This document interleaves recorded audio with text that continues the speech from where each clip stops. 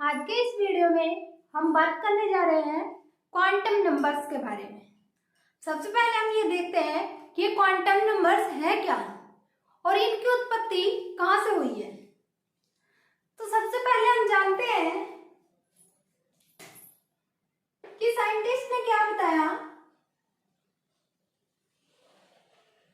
ये हमारा कोई एटम है, इसके बीच में क्या होता है, नाभिक। ओके,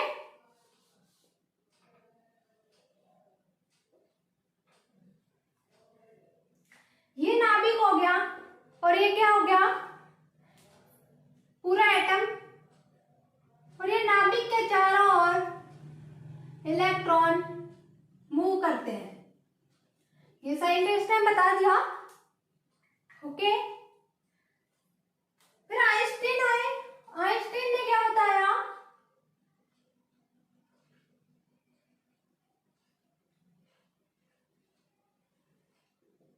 आइंस्टीन ने क्या बताया, ये जो इलेक्ट्रॉन है वो इलेक्ट्रॉन कण के रूप में होते हैं।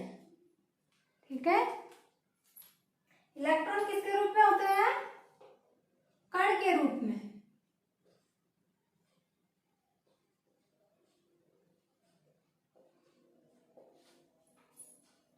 और इन्होंने इक्वेशन दी E = mc²। ये यहाँ पे इलेक्ट्रॉन की एनर्जी है, इलेक्ट्रॉन कण के रूप में। ठीक है, इलेक्ट्रॉन की एनर्जी क्या है यहाँ पे, E। m क्या है, इलेक्ट्रॉन का मास। c क्या है, स्पीड। ओके, इसके बाद आए डी ब्रोगली और हाइजेनबर्ग। डी ब्रोगली और कौन आया, हाइजेनबर्ग।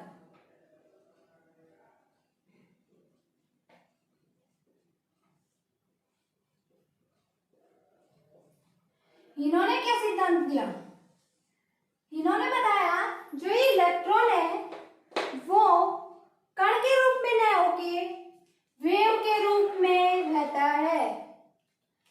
इन्होंने बताया जो ये इलेक्ट्रॉन है वो इलेक्ट्रॉन पार्टिकल न होके वेव के रूप में होता है। ओके, हाइजेनबर्ग ने इनका रूल फॉलो नहीं किया, मतलब इन्होंने जो नियम दिया उसके अपोजिट बता दिया। ठीक है, इसके बाद आए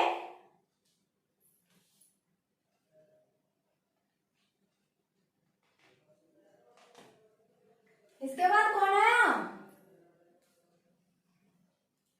इसके बाद आए हमारे श्रोडिंगर सर। श्रोडिंगर, ओके, कौन है, श्रोडिंगर। श्रोडिंगर ने ये कहा कि ये इलेक्ट्रॉन होते हैं वो पार्टिकल भी होते हैं और वेव रूप में भी होते हैं। इसकी दोनों तरह की प्रकृति बताई और इन्होंने कहा कि ये पार्टिकल या इलेक्ट्रॉन वेव रूप में होता है, इसलिए वेव एक्स, वाई और जेड तीनों एक्सिस में जाती है, क्योंकि वेव कभी एक डायरेक्शन में थोड़ी ना जाएगी, तीनों डायरेक्शन में ही तो जाएगी। ये एक्स हो गया, ये वाई हो गई, तो ये ऐसे ऐसे ऐसे जाती है, फिर ऐसे ऐसे ऐसे जाती है। तो ये एक्स, वाई और जेड तीनों एक्सिस में जाती है।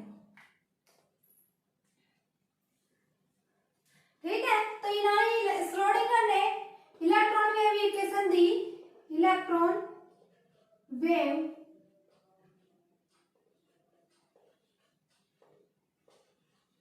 Equation the,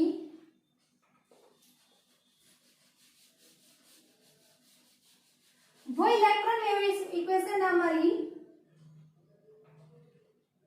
d² upon dx² plus d² dy² plus d square psi upon d z square plus 8 pi square m square E minus b upon h sine is equal to 0। ये equation किसने दी? Schrodinger sir ने। ठीक है,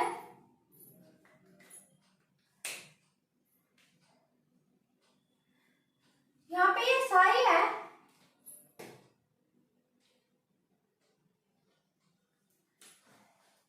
ये साई हमें कोई value नहीं बताता, ये साई कुछ भी डिफाइन नहीं करता। ओके,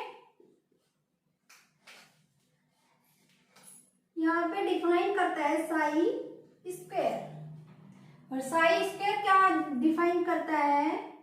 इलेक्ट्रॉन फाइंड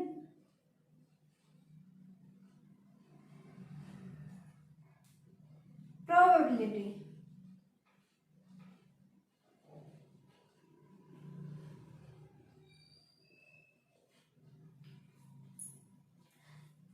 क्या करता है? इलेक्ट्रॉन पाने की संभावना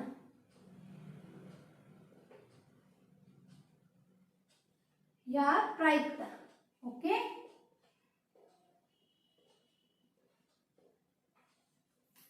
जैसे साई का मान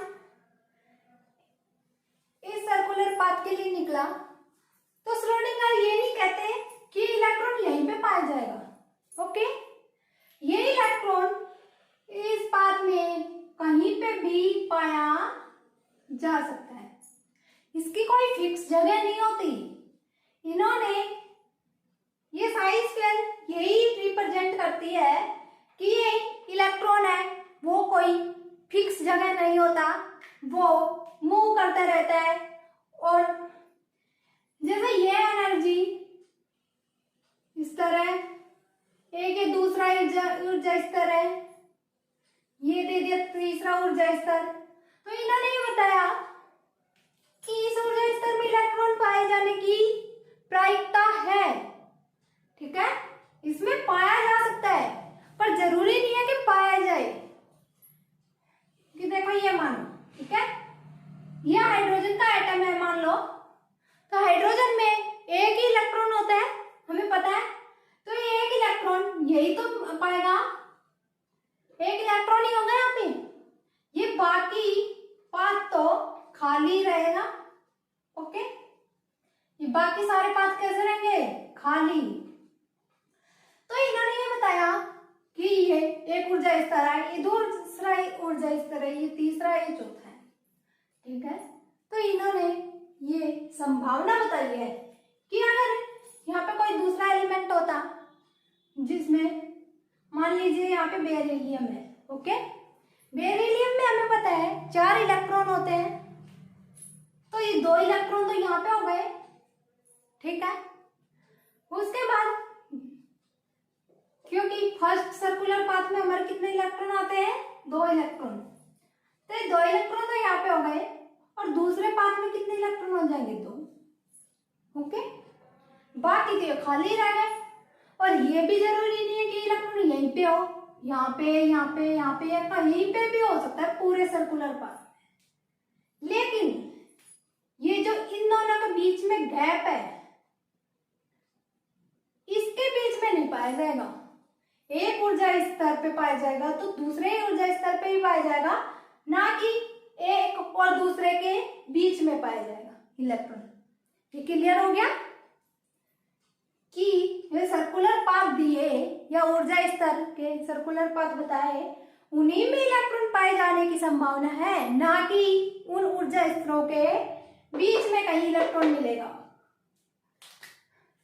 ना यहाँ पे मिलेगा, ना यहाँ पे मिलेगा, ना यहाँ पे मिलेगा, ये इस पाथ पे ही मिलेंगे। ओके,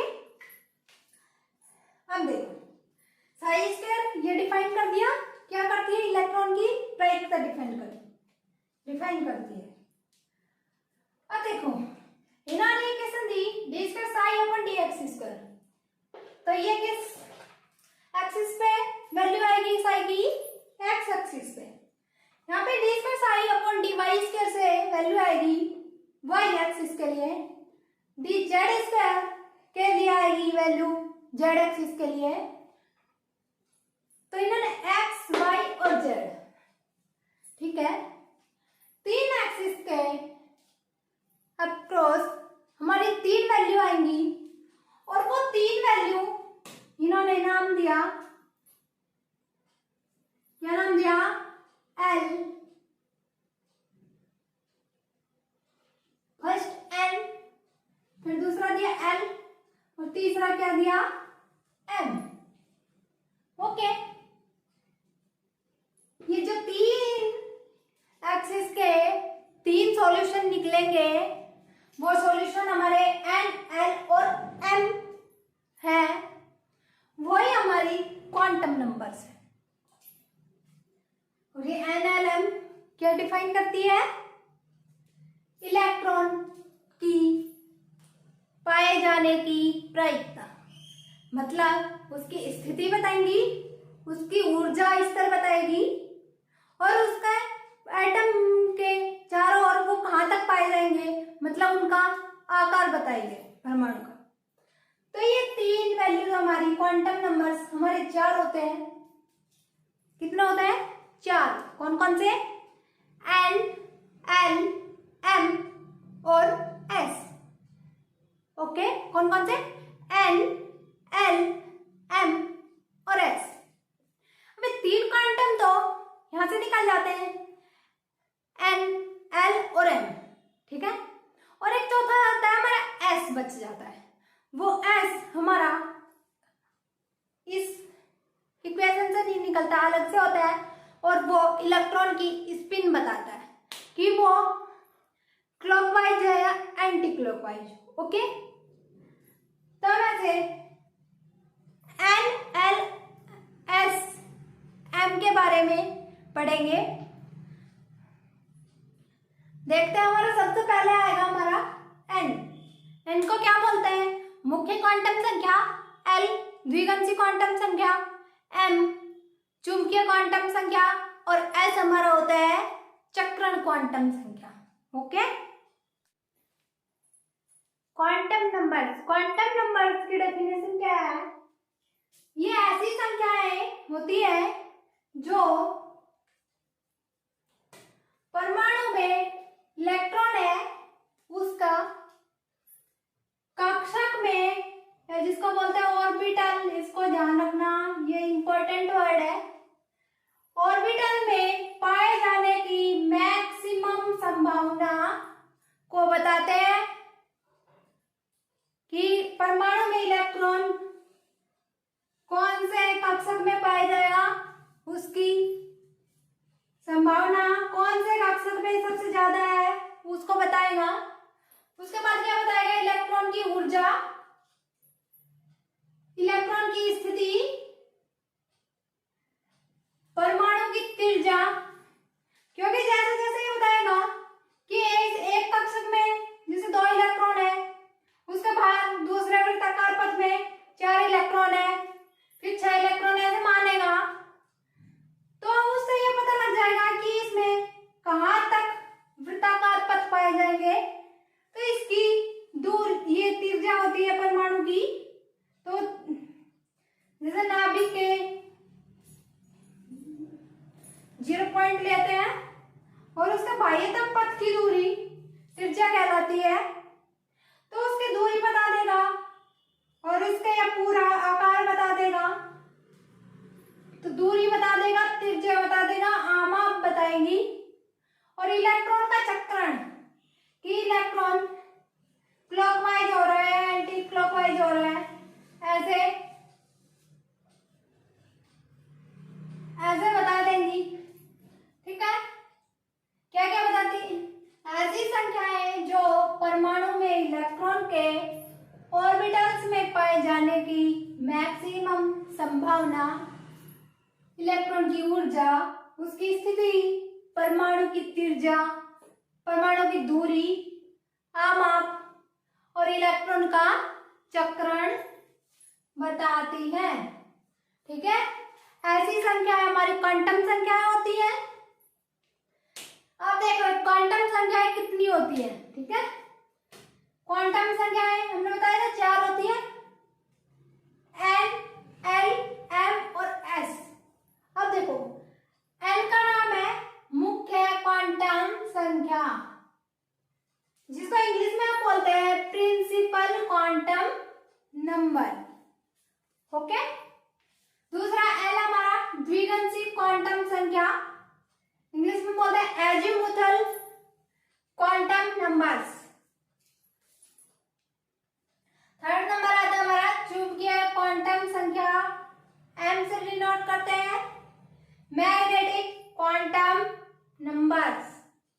ओके, फोर्थ नंबर आता है चक्रण क्वांटम संख्या, S कहां से आता है, स्पिन से S आ गया, और एक क्वांटम नंबर्स। ओके, चारों क्वांटम संख्याएं हो गई। अब ये 3 क्वांटम संख्याएं N, L और M किसकी वही है, श्रोडिंगर वेव इक्वेशन के सॉल्यूशन ऑफ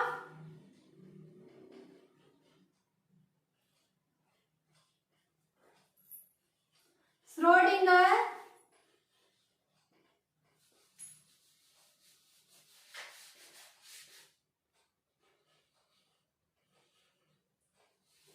इक्वेशन। ओके, 3 संख्याएं N, L, M Schrodinger equation के सॉल्यूशन हो गए, और ये S अलग से होती है। अब एक एक के बारे में पढ़ते हैं। अभी हमारा एक वर्ड आया था ऑर्बिटल।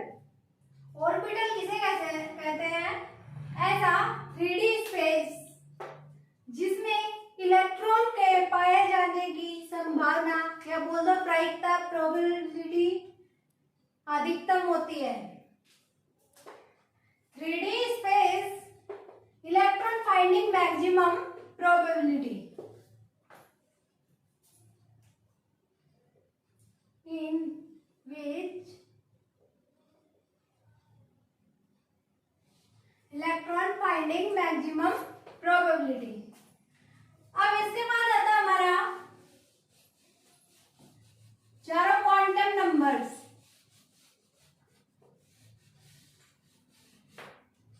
क्वांटम नंबर्स कौन कौन से हैं, N, L, M और S। अब देखो किसी भी हम घर जाते हैं तो किसी का एड्रेस पूछते हैं, तो सबसे पहले हमारे सामने आता है उसका स्टेट का नाम। ओके, स्टेट को मान लो हम N से डिनोट कर दे। उसके बाद आएगा हमारा डिस्ट्रिक्ट, उसके अंदर स्टेट के अंदर कौन सा डिस्ट्रिक्ट है उसको हम मान ले N, उसमें कौन सी जगह पे है उसको मान लो M, और गली में कौन सा घर है वो मान लो S। ठीक है, ऐसे मानो कि सबसे बाहर वाला N, उसके अंदर L, फिर M और उसके अंदर S। तो एक घर में सदस्य है, उनके रहने की प्रायिकता उसके घर में ही सबसे ज्यादा होगी। जरूरी नहीं है वो कि वो उस घर में हो, लेकिन उसकी संभावना अधिकतम होती है। इसी तरीके से N हमारा सेल को बताता है, L सब सेल को बताता है, M नंबर ऑफ ऑर्बिटल बताता है, और S इलेक्ट्रॉन का स्पिन बताता है। सबसे पहले नंबर आता है हमारा N मुख्य क्वांटम संख्या।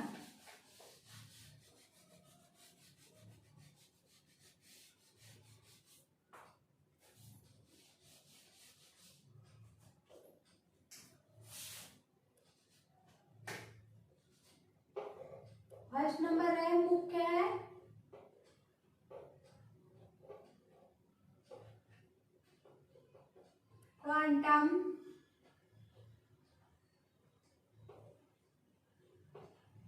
संख्या, प्रिंसिपल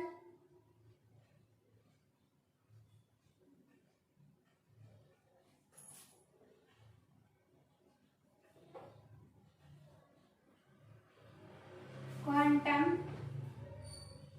नंबर।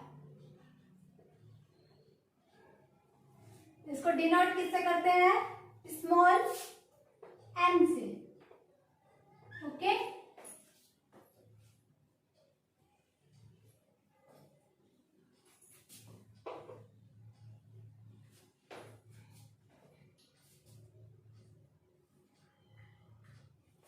अभी एन हमारा, अभी हमने बताया कि किसको दर्शाता है? सेल को।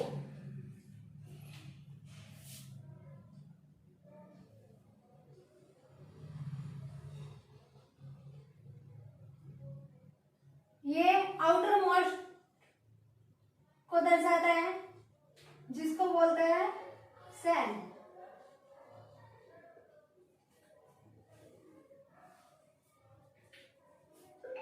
एन की वैल्यू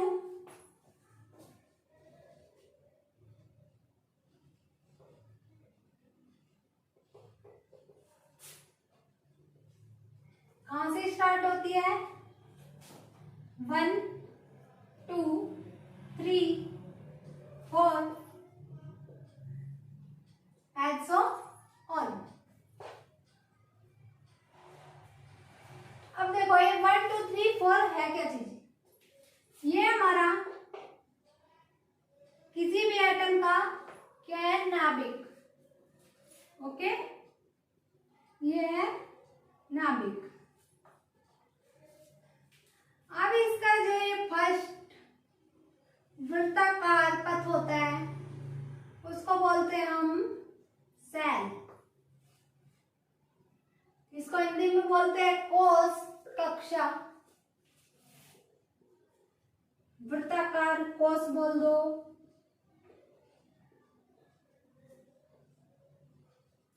या कक्षा, या फिर सेल। ओके, अब देखो n इज इक्वल टू, ये 1 हो गया। इसका जो दूसरा पाथ होता है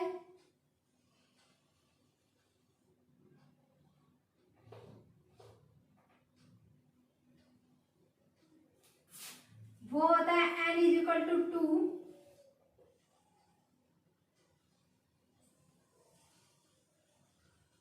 ये n इज इक्वल टू 3 और ये फोर्थ है n इज इक्वल टू 4। और ऐसे ही वृत्ताकार पथ आगे बढ़ते रहेंगे। इसकी वैल्यू कहां से स्टार्ट हुई? 1 से। यहां हम इसको बोल सकते हैं पॉजिटिव इंटीजर, 0 को छोड़ के n की वैल्यू हो सकती है। यहाँ पे n इजिकल टू 1 को नाम दिया गया k, n इजिकल टू 2 को l, 3 को m और 4 को कैपिटल N।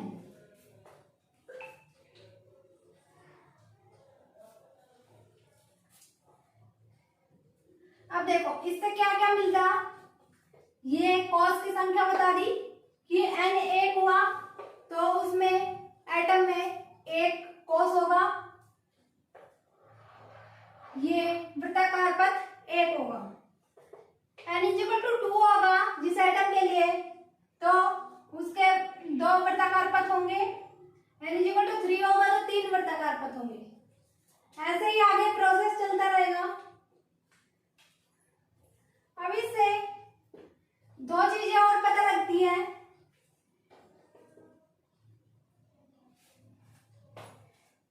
एक एनर्जी ऑफ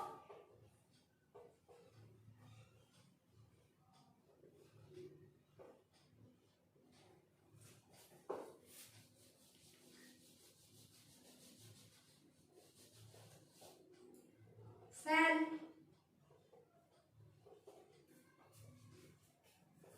या इलेक्ट्रॉन बोल दो।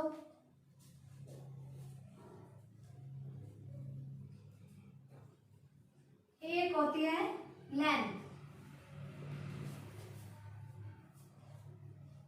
Of cell. इससे दो चीजें ये और पता लगती हैं कि अगर हमारा n इजिकल टू 1 हुआ तो वहां पे k नाम की सेल होगी और नाभिक में पॉजिटिव चार्ज होता है और इलेक्ट्रॉन में हमेशा होता है नेगेटिव चार्ज। जब ये नेगेटिव चार्ज पॉजिटिव चार्ज के चारों ओर रिवॉल्व करेगा तो इसमें प्रबल फोर्स लगेगा क्योंकि पॉजिटिव और ये नेगेटिव बहुत मजबूती से अट्रैक्ट करेंगे एक दूसरे को, तो इसकी ऊर्जा सबसे कम, स्थायित्व सबसे अधिक होगा। दूसरा आता है n इक्वल टू 2, जिसका हम कहते हैं L cos। देखो इधर भी इलेक्ट्रॉन होते हैं पर ये इलेक्ट्रॉन इन इलेक्ट्रॉनों की तुलना में थोड़ा दूरी बढ़ गई।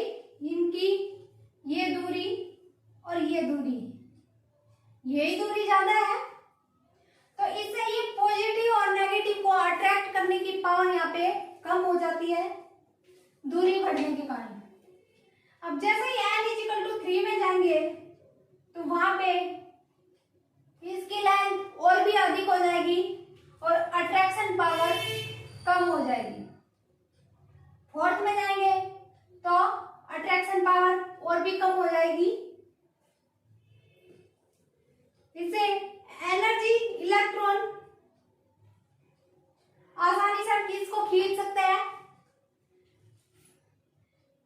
इस कॉस की ऊर्जा सबसे अधिक होगी और n इक्वल टू 1 कॉस की ऊर्जा सबसे कम होगी। स्थायित्व बोले तो इसका सबसे अधिक होगा n इक्वल टू 1 का, क्योंकि यहाँ से इलेक्ट्रॉन निकालने में हमें ये ज्यादा अट्रैक्शन पावर को तोड़ना पड़ेगा, तो वहां पे प्रबल फोर्स लगाना पड़ेगा।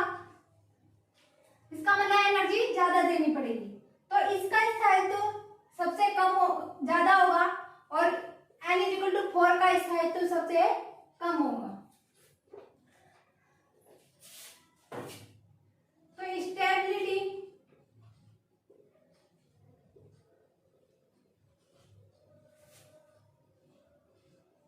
ऑफ इलेक्ट्रॉन करें तो K में सबसे ज्यादा, उसके बाद L में उससे कम, M में उससे कम और N में सबसे कम। ये किसका हो गया? स्टेबिलिटी का। ओके, एनर्जी का देखो, यहाँ पे K की एनर्जी सबसे कम है, इससे ज्यादा किसकी होगी? L की, उससे ज्यादा होगी M की और उससे ज्यादा होगी N की। ये एनर्जी का ऑर्डर होगा और ये स्टेबिलिटी का। अब लेंथ ऑफ सेल देखें कि ये परमाणु की त्रिज्या, अगर ये वाला कोश होगा तो परमाणु की त्रिज्या कहां से कहां तक हुई? ओनली ये वाली हुई। तो ये वाली त्रिज्या अगर 2 कोश है, इस वाली त्रिज्या से कम हुई, हम ये कह सकते हैं कि n का मान जितना कम होगा उसकी दूरी या परमाणु की त्रिज्या उतनी ही कम होगी। ओके, तो यहाँ पे लेंथ ऑफ सेल देखें तो K is less than L, is less than M और is less than N। N की लेंथ सबसे ज्यादा और K की लेंथ सबसे कम। हमारा प्रिंसिपल क्वांटम नंबर यही चीज दिखाता है। क्वांटम के कुछ इंपॉर्टेंट पॉइंट्स हैं जो याद करने हैं, और ये क्या बताती है? Size of orbitals. Okay, n का मान क्या बताता है? Size of orbitals. इलेक्ट्रॉन का मान ज्ञात करने का सूत्र है हमारा 2n²। जैसे n = 1 है, इसका मतलब ये कौन सा कोष है? k कोष। इसमें इलेक्ट्रॉन कितने आएंगे? इलेक्ट्रॉन = 2n² से निकालो 2 × 1 का स्क्वायर, तो यहाँ पे कितनी वैल्यू आई? 2। अब n = 2 के लिए देखिए ये कौन सा केस हुआ? कोष हुआ L। इसमें इलेक्ट्रॉन की वैल्यू आएगी 2n² = 2 × 2 की पावर 2, 2 × 2 4, 4 × 2 = 8 इलेक्ट्रॉन। ऐसे ही n = 3 में इलेक्ट्रॉन कितने आएंगे? 2 × 3 की पावर 2 = 2 × 9 = 18 इलेक्ट्रॉन। n = 4 में देखिए इलेक्ट्रॉन कितने में? 2 × 4 की पावर 2 × 2 × 6 = 32 इलेक्ट्रॉन। अब देखिए हमें इलेक्ट्रॉन की वैल्यू दे रखी है कि इस कोष में इतने इलेक्ट्रॉन है, तो कोष संख्या बताइए, तो हम कोष की संख्या ज्ञात कर सकते हैं कि जैसे 2 इलेक्ट्रॉन दे रखे हैं कि ऐसा कोष बताइए जिसमें 2 इलेक्ट्रॉन होते हैं। तो 2 इलेक्ट्रॉन होते हैं तो इस फॉर्मूले से हम निकाल सकते हैं, आंसर क्या आएगा? n = 1 k कोष। और हमें n की वैल्यू दे दे और ये पूछे कि इस कोष में कितने इलेक्ट्रॉन पाए जाएंगे, अधिकतम कितने इलेक्ट्रॉन हो सकते हैं, तो इसमें इलेक्ट्रॉनों की संख्या 2n² फॉर्मूले से निकल जाएगी। तो देखिए k कोष में 2 इलेक्ट्रॉन अधिकतम मिल सकते हैं, l कोष में मिल सकते हैं 8 इलेक्ट्रॉन, m में 18 इलेक्ट्रॉन, और n कोष में कितने मिल सकते हैं? अधिकतम 32 इलेक्ट्रॉन। ये हमारा हो गया इलेक्ट्रॉन का मान ज्ञात करने का सूत्र। अब देखिए अगला पॉइंट हमारा nवें कोष में इलेक्ट्रॉन की ऊर्जा। जो कोष है ऊर्जा कैसे निकालेंगे? E = -13.6 × Z² / n² electron volt. इसकी वैल्यू किसमें मिलेगी? इलेक्ट्रॉन वोल्ट में। यहाँ पे ENF क्या है? यहाँ पे n मतलब nवा कक्षक के लिए, ये E एनर्जी है, यहाँ पे Z है परमाणु क्रमांक, और n है कोष की संख्या। ओके, जिस कोष के लिए एनर्जी ज्ञात करनी है उसी कोष की वैल्यू यहाँ पे आएगी।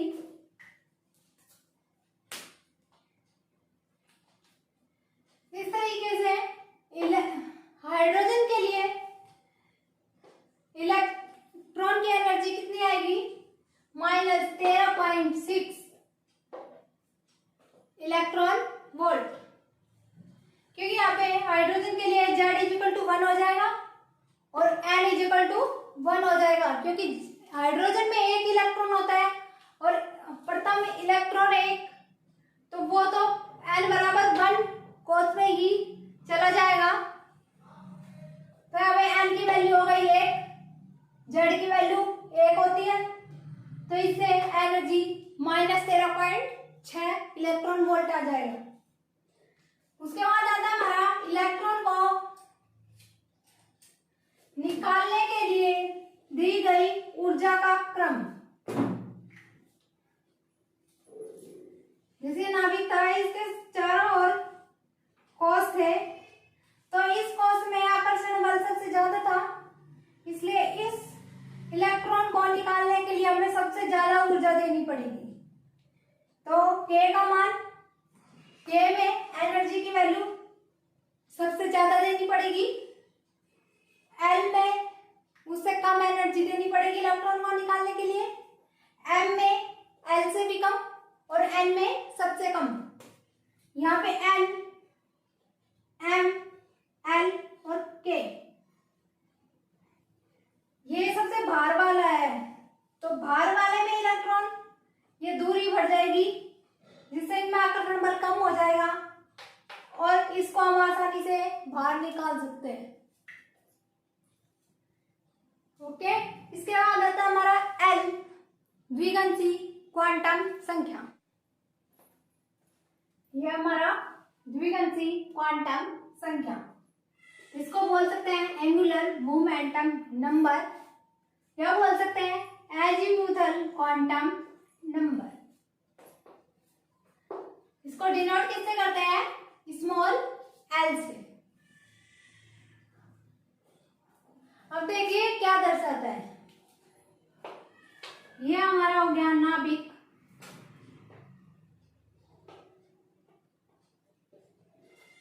और ये मान लो हो गई थी हमारी सेल। ओके, एन ने क्या बताया था कि इलेक्ट्रॉन कहाँ पे में, कौन सी कॉस में, या फिर मतलब कौन से एन में या कॉस में उपस्थित होगा। ठीक है, एन की वैल्यू यहां तक बताती है, एल की वैल्यू, अब ये कॉस है, इसमें भी जैसे ये मान लो इसको हम बीच में से काट लेते हैं, तो ये जैसे छोटे छोटे छोटे छोटे उपकोष और उपस्थित होते हैं इसमें।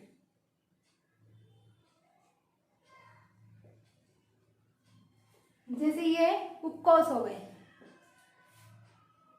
तो एन ने बताया कि इस कोष में उपस्थित होगा, और उसके बाद एल बताएगा कि इस कोष में से भी कितने उपकोष होंगे और कौन से उपकोष में इलेक्ट्रॉन मौजूद रहेगा, इस चीज को दर्शाता है। ओके, एल का मान कहां से स्टार्ट होता है? 0 से, 1 से 2, 3, 4 एंड सो ऑन।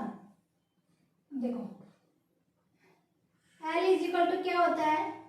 n-1, और n की वैल्यू कहां से कहां तक थी? 1 से स्टार्ट हो रही थी, 2, 3 और इनफाइनाइट तक थी। L की वैल्यू वैसे 0 से स्टार्ट होगी और कहां तक होगी? इनफाइनाइट।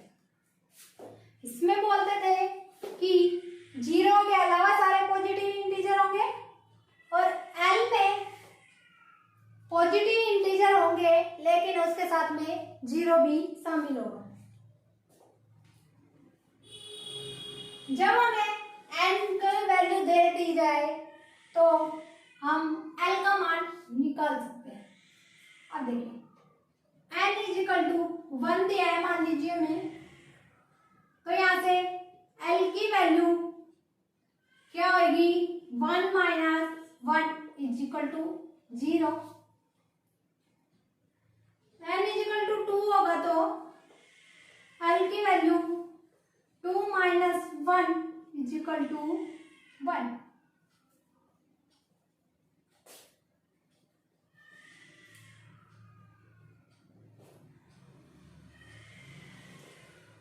इससे अधिकतम मान निकालते हैं L is equal to n minus 1 से, लेकिन इसके L की वैल्यू कहां से कहां तक होती है?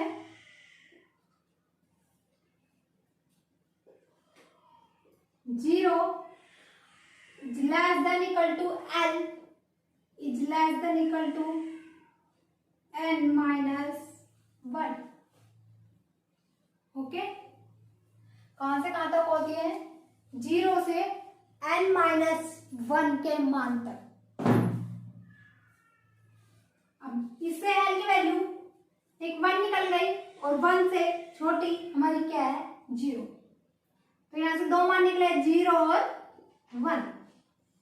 यहाँ से कितना मान निकला, एक ही 0। ओके, n इजिकल टू 3 लेते हैं, तो यहाँ से l is equal to 3 minus 1 is equal to 2। 2 से 0 से लगाइए, 0 1 और 2, 3 मान हो गए। अब ये 0 है हमारा उपकोष या सबसेल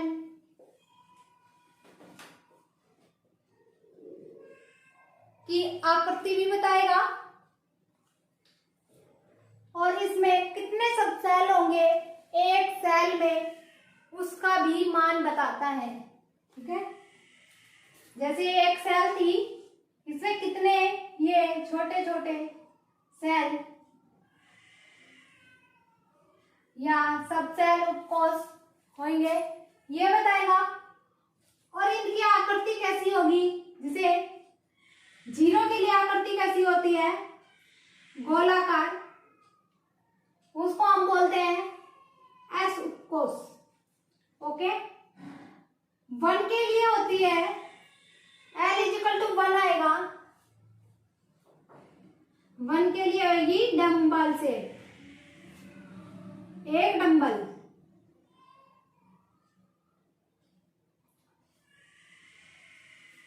यहाँ L इजिकल टू 2 के लिए होगी एक डंबल, ये हो गया और ये हो गया दूसरा डंबल।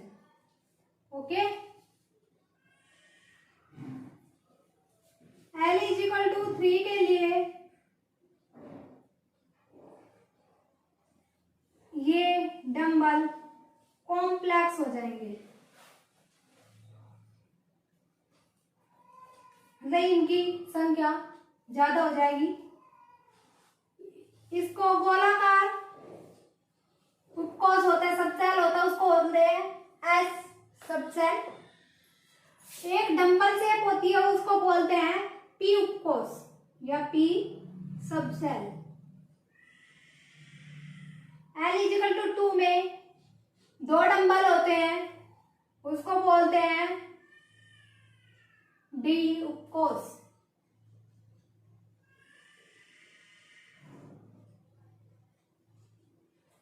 और इसको बोलते हैं एफ उपकोष।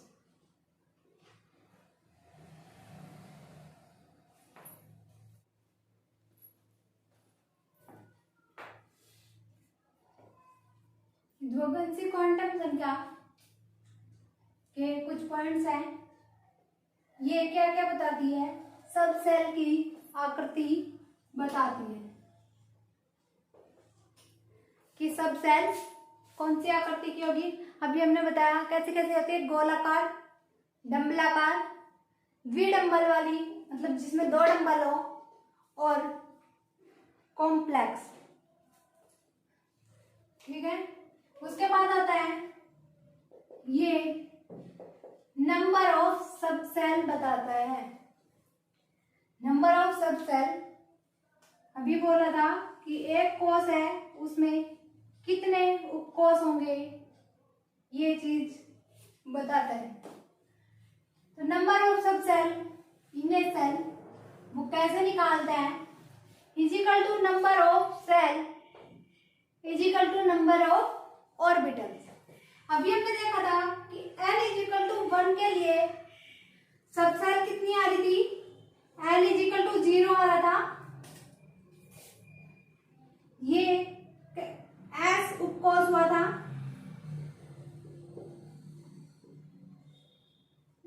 ये कितनी संख्या हो गई, एक संख्या। तो n is equal to 1, number of shell कितना हो गया हमारा 1, या फिर इसको बोलते हैं नंबर ऑफ ऑर्बिटल, कितना हुआ 1। और यहां से इसकी वैल्यू कितनी आई, L इजिकल टू 0 मतलब एक S उपकोष, तो यहाँ पे नंबर ऑफ सबसेल आ गया हमारा 1। ऐसे देखिए नंबर ऑफ 2 के लिए, N इजिकल टू 2 के लिए L का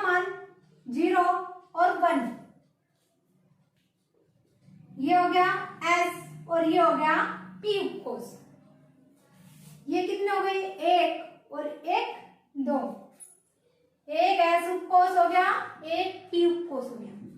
मतलब एन की वैल्यू जहाँ पे दो थी तो एल की वैल्यू भी दो ही निकलेंगी। एन इज इक्वल टू 3 के लिए देखिए, एन इज इक्वल टू 0, 1 और 2। जब एन का मान 3 है तो एल के कितने मान निकले, एक 0, दूसरा 1 और तीसरा 2।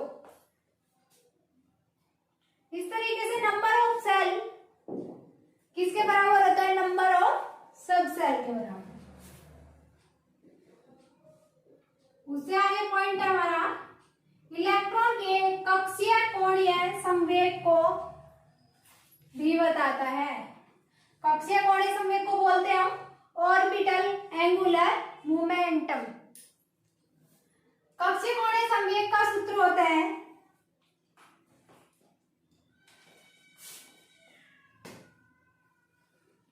कक्षीय कोणीय संवेग का सूत्र होता है h/2 √L इंटू में L+1। यहाँ पे h क्या है, प्लैंक कांस्टेंट, पाई 22/7, L है यहाँ पे द्विगंशी क्वांटम संख्या। देखिए S उपकोष में L का मान कितना होता है, S उपकोष के लिए मान है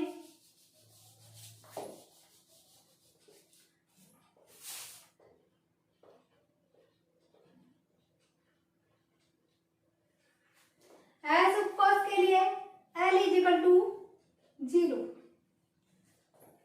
तो इससे ये नाभिक है और ये पहला हमारा S उपकोष होता है जिसमें अधिकतम कितने इलेक्ट्रॉन हो सकते हैं, 2 इलेक्ट्रॉन। तो L इज इक्वल टू 0 हो गया। यहाँ से इन इलेक्ट्रॉनों का कोणीय संवेग होगा h/2 √1 इंटू 1+1। यहाँ से h/2 √2 is equal to h/2।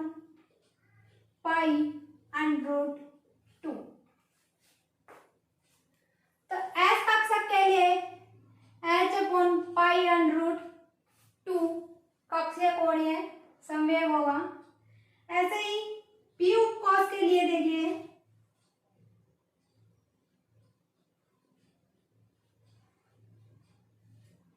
L का मान कितना होता है, 1।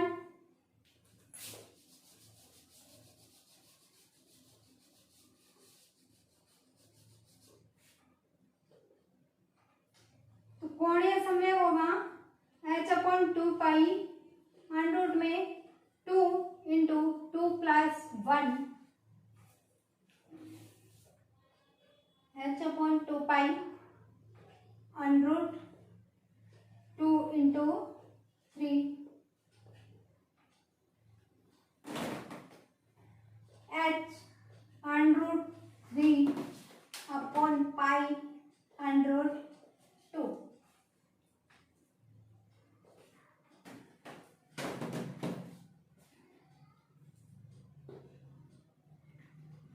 अब इससे आगे देखते हैं हम एस पी की वैल्यू कैसे निकालते हैं, मतलब इसको लिखते कैसे हैं। पहले कोष में कैसे लिखेंगे, दूसरे कोष में एन और पी की वैल्यू कैसे लिखेंगे।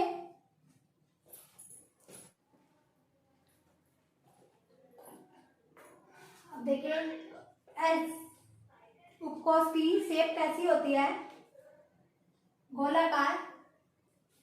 पी की शेप होती है डंबलाकार, ये वाली डंबल हो गई, ये गोलाकार हो गई। और डी की कैसी होती है, द्विडंबलाकार। और एफ की जटिल। अब देखिए एन के लिए उपकोष कैसे निकालेंगे और इसको लिखेंगे कैसे।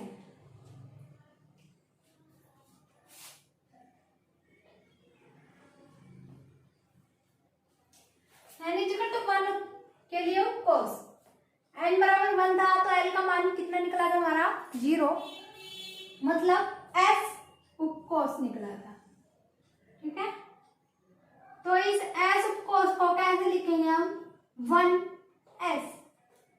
यहाँ पे 1 हमारी वैल्यू होती है हमेशा N की संख्या कि कौन से कोष में उपस्थित है, वो यहाँ पे 1 2 3 लिखा जाता है। और S दर्शाता है हमारा द्विघांसी क्वांटम संख्या को, S P D F, ये सब इसको दर्शाते हैं द्विघांसी क्वांटम संख्या को। इसका मतलब हम ये मान सकते हैं कि ये n बराबर 1 कोष है। ठीक है, इसमें कितने कोष उपस्थित होंगे? उपकोष, ये एक ही उपकोष उपस्थित होगा क्योंकि यहाँ पे n बराबर 1 से l का मान सिर्फ एक ही निकला था, तो यहाँ पे वो कोष भी कौन सा होगा? 1s। ठीक है, अब n बराबर 2 के लिए देखिए, n बराबर 2 के लिए हमारी दो वैल्यू आई थी, l बराबर 0 और 1। अब 0 का मतलब हो गया s उपकोष और 1 का मतलब हो गया p उपकोष। तो इसको लिखेंगे कैसे? 2s 2p।